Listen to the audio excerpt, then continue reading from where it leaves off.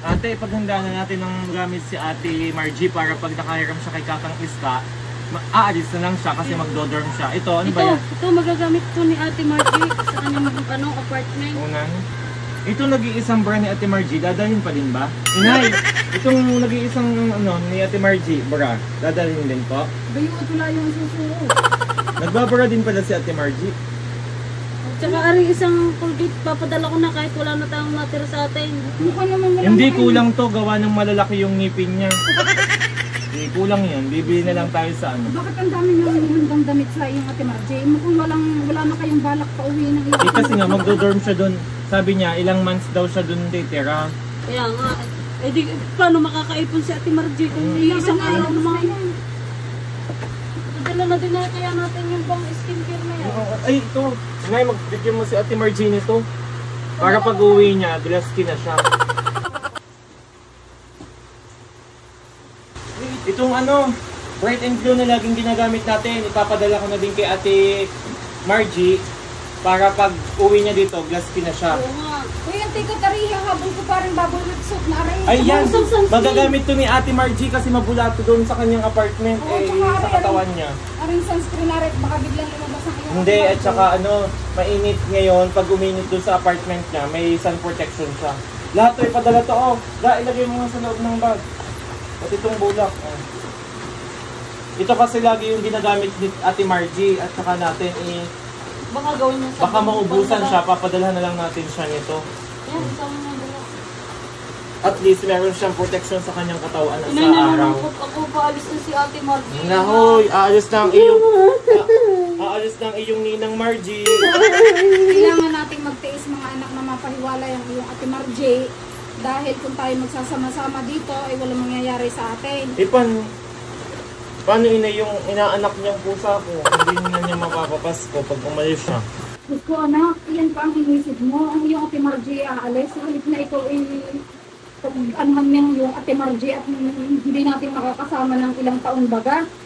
Pusa pa rin ang iniintindi mo. Kasi inay, sa pusa ko lang ako umaasa. Pag pinapasko siya ni Ate Margie, nagkakapera ako. Sinailan mo pa ang pusa, ikaw naman pala ang may gusto ng papasko. Anak, kayo na lang maghatid sa iyong Ate Margie. Hindi ko kayang makita ang iyong Ate Margie mga alay. Inay, mag-a-apartment lang sa Ate Margie, hindi papanaw. Okay. Ayun naman mag-a-apartment. Ngayon lang natin hindi makakasama ang iyong Ate Margie ng matagal. Ang hirap na ang okay yung nanay natin. Mararanasan diyan pag kayo mga naging magulang Ayun na pala si Ate Margie, na pala. basang-basa sa ulan. Nasaan si Inay? Inay! Inay! Kaninong mga bag ito, mga kapatid? Sa'yo yan Ate Margie. Tawagin mo nga si Inay. Inay, tawag sa Inay. Nagkasala ako ng ulan. Anak, anong balita sa iyong pagpunta sa iyong Kakang Iska? Inay, hindi ako pinahiram ni Kakang Iska. Gawa ng pati daw kaluluwa mo ay nakalista na doon. Anong gagawin natin, Inay? May paganda ka na ng mga gamit ng mga kapatid mo eh. Hindi ka na nagmakaawa sa iyong Kakang Iska. Inay, ginawa ko na ang lahat at sinabi ko na kay Kakang Iska na unang sahod ko ay sa kanya ko lahat ibibigay. Pero hindi niya pa rin ako pinahod. Naiyak ako bakit? Gaya, ituloy mo! Tapos sasabihin mo pa, ang sabi ko nga sa kanya, ang unang sahod ko, mamimigay ako ng bigas sa Game 1, dito. Ang unang sahod ko ibibigay ko sa kanya. Oo, tsaka balak mo ding mamigay ng bigas. Okay. 1, 2, 3, action! Inay, sinabi ko nga kay Kakang Iska na unang sahod ko ay bibigay ko sa kanya at ako ay mamimigay ng bigas. Pero hindi niya pa rin ako pinautang, Inay. Sinabi ko na lahat para kaawaan niya ako, pero hindi pa rin niya ako pinautang, Inay. Ano ba kasi pagkakautang mo kay Kakang Iska? Ngayon hindi pa rin ako pinapautang, Inay. Kasi bestang! Umalis ka nga muna! Tumawa! Back to zero. Tawa. Nasaan na? Ikaw nga, teddy bear, huwag mo nang tumawa. Tumawa ka nga ng tumawa dyan, polar bear, ha?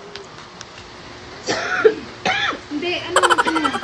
Inay, anong gagawin natin? Wala na ako anak ibang maisip na paraan kung hindi isang itong ating bahay. Yun lang ang tanging paraan na naiisip ko para lang ikay makapunta sa tatrabahuhan mo. Inay, anong isasangla ang bahay? Saan tayo titira at pupulutin? Kaya pala kami naghanda ng napakadaming damit. Ay tayo aalis na dito sa bahay na rin. Maawa ka naman sa mga anak mo, inay. Wala tayong titigilan. Kung pwede, makikitira kami ka nakakang iska. Hindi kami namulubi doon. Inay, arin ang ating titulo ng lupa. Na isasangla natin. Ga, ate Ga, wala tayong titulo. Ano na ba? Eh, ano yan? Hindi ating lupa to. Ito'y listahan ng utang ni inay. Titulo. Nawalan Kaya pa ako ng- nagtataka kung bakit anong isasangla ni inay. Wala naman tayong lupa. Nakikitira lang tayo. Utang yan ni inay, oh. Nawalan pa ng pag-asa. Ibenta ng lahat ang gamit ni Inay Dian. Pati mga water jug. Bakit kaya hindi nyo nalang ibentang dalawa ang kaluluwa nyo? Hindi ka nang bibili sa akin. Sa laki ng mara. Bakit kasi ang lakas mo kumain? Ate Margie, kaya nga tayo nauubusan ng bigas gawa ni Ate Ga. Kaso, ganyan pa man, kapatid pa din natin siya kahit malakas siya kumain. Inay, bay gawain nyo ng paraan at mamaya bukas ay magsisimula na ako.